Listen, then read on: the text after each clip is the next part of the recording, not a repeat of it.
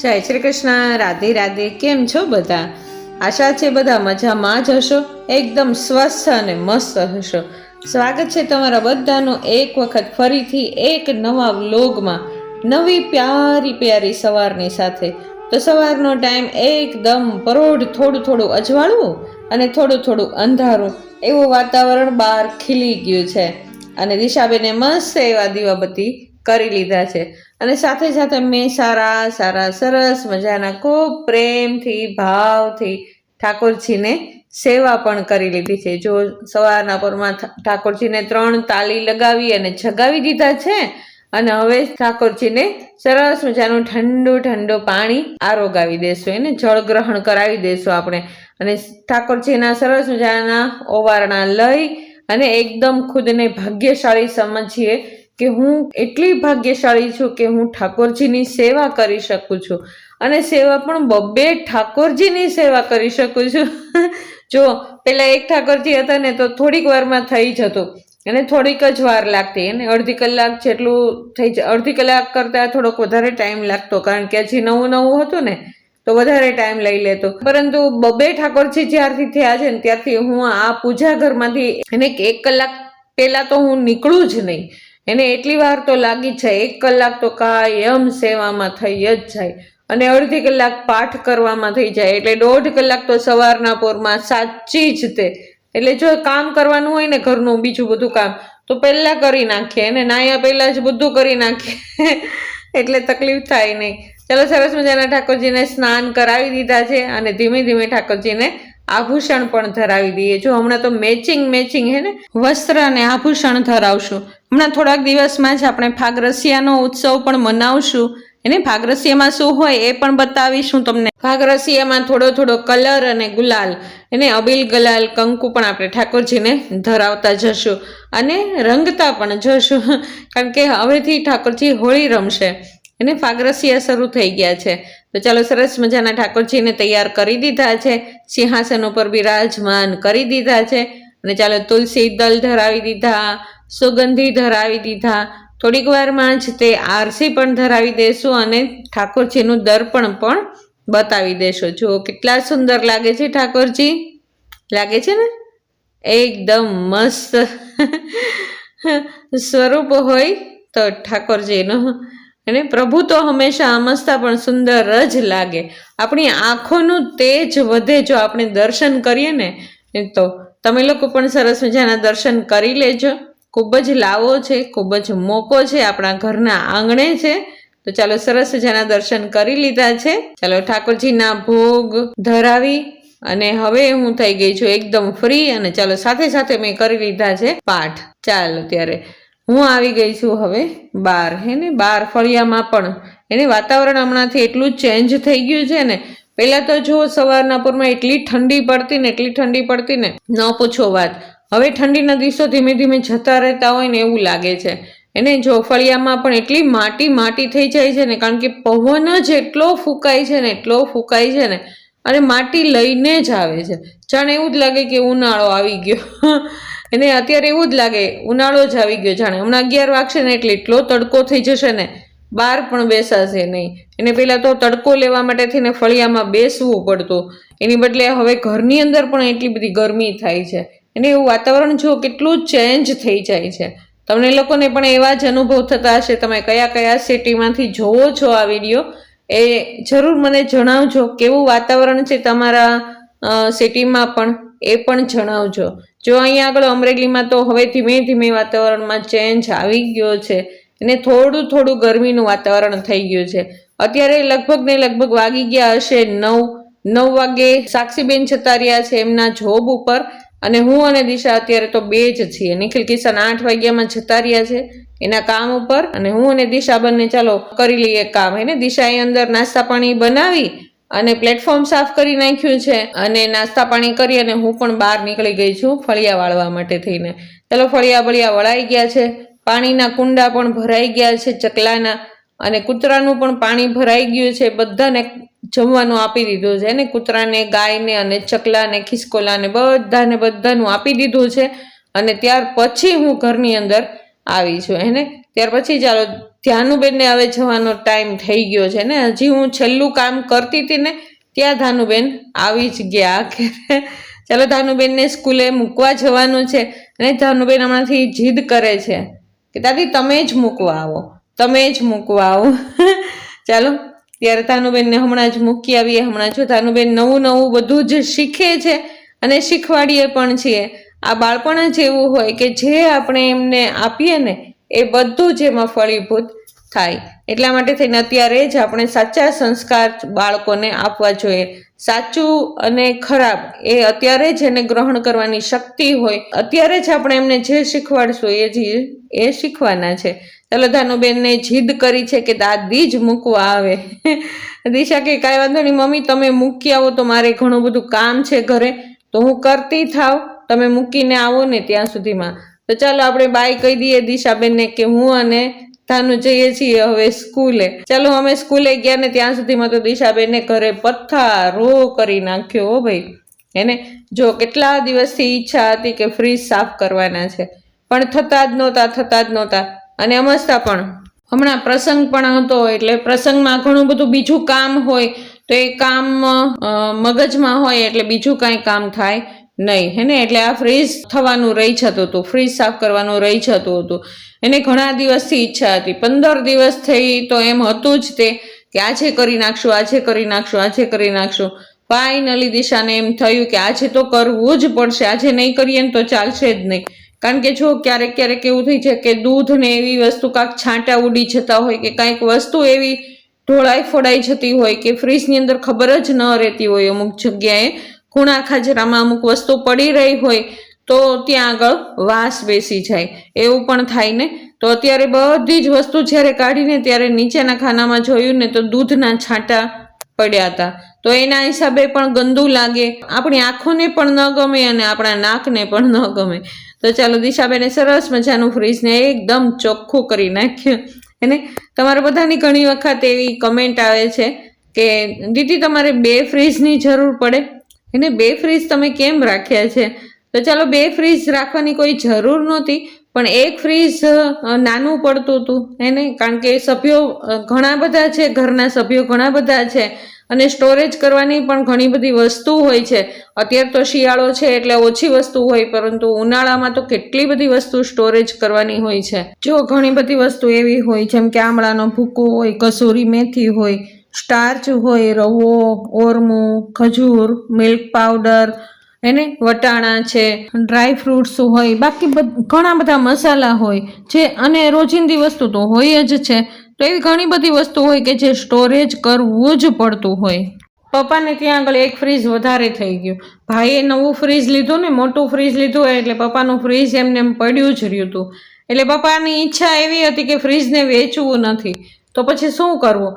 એટલે મને એવું થયું કે લાવને હું પપ્પાને વાત કરું કે પપ્પા મારે જરૂરિયાત છે ફ્રીજની, મને આપી દો.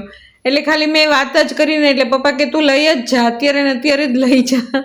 તો ચાલો એ ફ્રીજ આવી ગયું છે, ફાઇનલી ઘરે આવી ગયું છે અને અમારું કામ રોડવાઈ ગયું. ભાઈ અમારી ઈચ્છા હતી મોટું ફ્રીજ લેવાની, પણ હવે જરૂર નહીં પડે મોટા ફ્રીજની, કારણ કે 2 ફ્રીજની અંદર ઘણો બધો સામાન સમાઈ જાય. ચાલો દિશાબેને કેટલું સરસ મજાનું બંને ફ્રીજ સાફ કરી નાખ્યા અને બંને ફ્રીજના વાસણ પણ માંજી લીધા. એને કાચના જે પ્લેટ ને એવું બધું જ છે એ બધું જ સાફ કરી નાખ્યું અને બધી જ વસ્તુઓ સૌની જગ્યાએ મૂકી દીધું.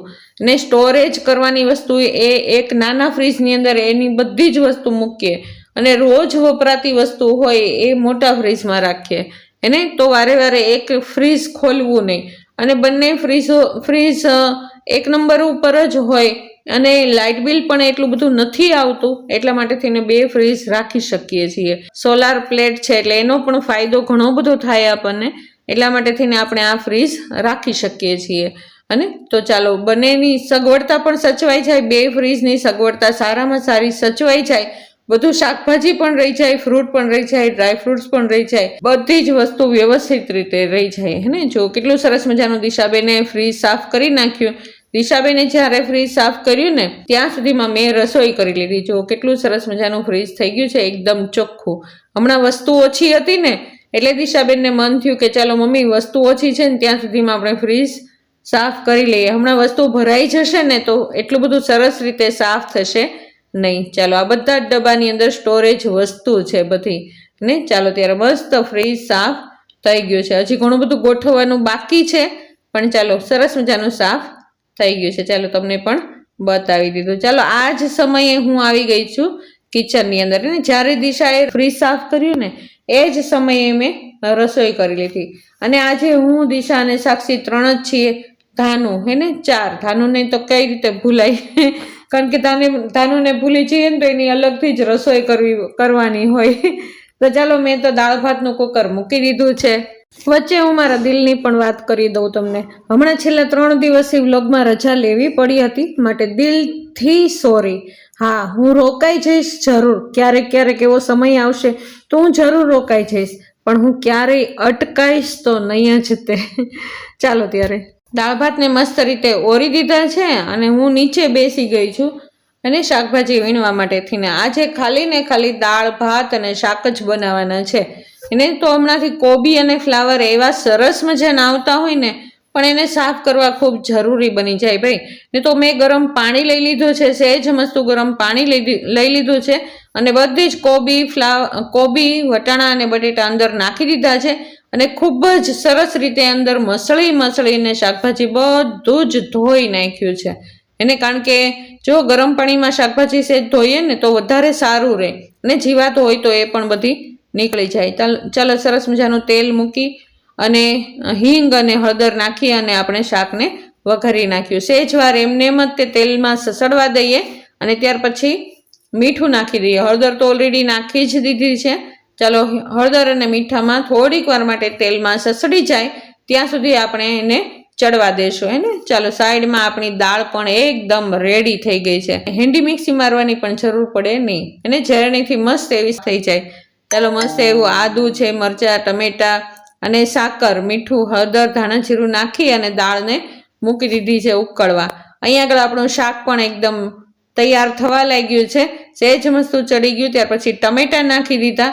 પાછું થોડીક વાર માટે ચડવા દઈ દીધું અને ત્યાર પછી અને લઈ લેશું આપણે ધાણા જીરું અને ચટણી અને પાછું થોડીક વાર માટે થઈને ચડવા દઈશું. આ બધા કોરા શાક એવા સરસ મજાના હોય ને કે નીચે એકદમ ખણસાઈ જાય ને, ખણસાઈને આપણે એમને ચડવા દઈએ એને. ચાલો સાથે સાથે દાળનો પણ મેં વઘાર કરી લીધો છે એને. કેટલી મસ્ત મજાની કાઠિયાવાડી દાળ, આપણે ઓછા મસાલાવાળી દાળ એકદમ રેડી છે ને. રોજ કરતા હોય એ દાળમાં એટલા બધા કઈ મસાલા આપણે નાખીએ નહીં. ખાલી છે રોજિંદા મસાલા આપણા હોય એને એ જ આપણે મસાલાનો ઉપયોગ કરી અને આપણી કાઠિયાવાડી દાળ એકદમ તૈયાર કરી લઈએ. સાથે સાથે સલાડ પણ તૈયાર છે. ચાલો કેટલું સરસ મજાનું કોબીનું શાક એકદમ મસ્ત તૈયાર થઈ ગયું છે ભાઈ. શાક તૈયાર છે એકદમ સરસ મજાનું, સાથે સાથે સલાડ તૈયાર છે, મસ્ત એવા ભાત પણ તૈયાર છે અને દાળ પણ તૈયાર છે અને સાથે સાથે ગાજરનો સંભારો તૈયાર છે. મસ્ત રસોઈ તો બની ગઈ છે. તો ચાલો હજી દિશા ફ્રીજ જ સાફ કરતી હતી. તમને એકી સાથે ફ્રીજ સાફ કર્યું એ બધું જ બતાવી દીધું. તે આ સમયની અંદર ધાનુબેન પણ આવી ગયા હતા સ્કૂલેથી અને જ્યાં સુધીમાં મેં રસોઈ બનાવીને ત્યાં સુધીમાં ધાનુબેન પણ, દિશાબેને આજે ફ્રીજ સાફ કર્યું છે અને મેં કિચનનું બધું જ કામ કરી લીધું હે ને. બહારના ફળિયા વાળી નાખ્યા મેં અને અંદરના ભાગમાં રસોઈ કરી નાખી અને પ્લેટફોર્મ સાફ કરી નાખ્યું અને વધારાનું જેટલું કામ હતું એટલું બધું મેં કરી નાખ્યું.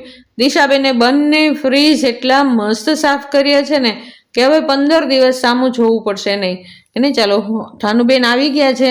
દિશાબેન ધાનુને જમાડે છે ત્યાં સુધીમાં હું પ્લેટફોર્મ સાફ કરી નાખું.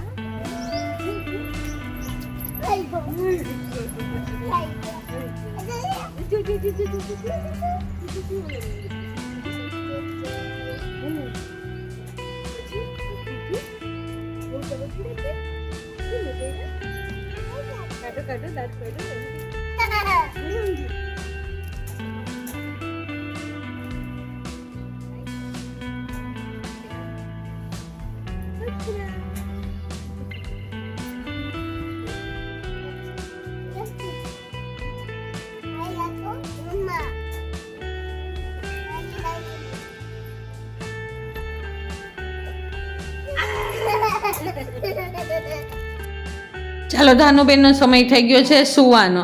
અને જ્યાં સુધી દિશા ફ્રી થઈને ત્યાં સુધી મેં ધાનુને થોડીક વાર માટે બહાર રમાડી અને પછી ધાનુને દિશાએ સુવડાવી દીધી. ચાલો આ સાંજનો સમય છે, ધાનુબેન જાગી ગયા છે. જો ઓરેન્જ જ્યુસ બનાવે છે, મમ્મા ઓરેન્જ જ્યુસ બનાવી દે, ઓરેન્જ જ્યુસ બનાવી દે. કાયમ રોજનું ઓરેન્જ જ્યુસ ધાનુબેનને બનાવી જ દેવાનું. એને કાં સવારે પીવે અને કાં તો સાંજે પીવે ને. અત્યારે 5 વાગ્યા છે સાંજના. દિશાબેન એમને જ્યુસ બનાવી દે છે અને ઓરેન્જ હમણાંથી એટલી સરસ મજાની આવે છે ને કે ન પૂછો વાત.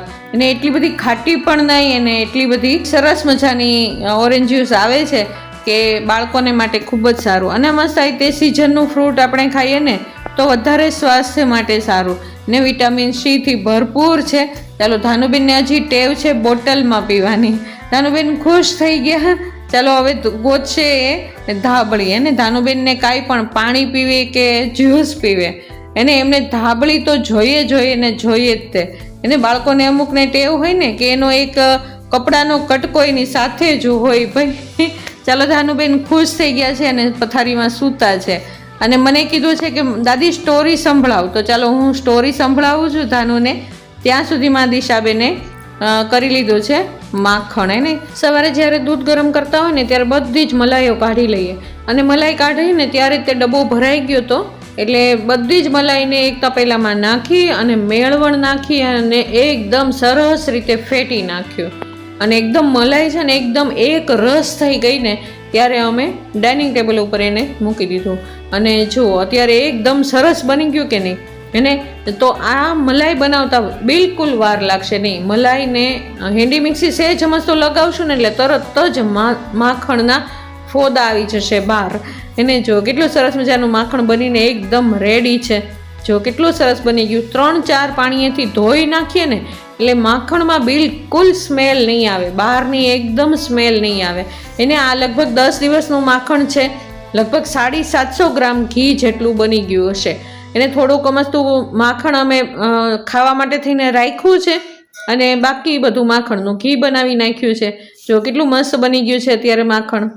બની ગયું કે નહીં? તો આવી રીતે જો માખણ બનાવશું ને તો માખણ પણ એકદમ મસ્ત બનશે, ખાવા લાયક પણ બનશે. થોડુંક માખણ રાખી દીધું, સવારમાં છોકરાઓ ખાય ભાખરીની સાથે. અને જે વધ્યું એ બધા જ માખણનું ઘી બનાવી લીધું. જો માખણનું ઘી પણ કેટલું મસ્ત બન્યું છે. ચાલો ત્યારે આવો રહ્યો અમારો આજનો દિવસ. તમને કેવો લાગ્યો અમારો આજનો દિવસ?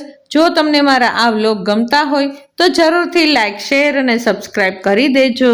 એક નાની મોટી કમેન્ટ પણ થઈ જાય. અને જો નવા છો તો જરૂર સબસ્ક્રાઈબ કરીને જ જજો. કાલ નવા વ્લોગમાં ફરી વખત મળશું. ત્યાં સુધી જય શ્રી કૃષ્ણ. રાધે રાધે.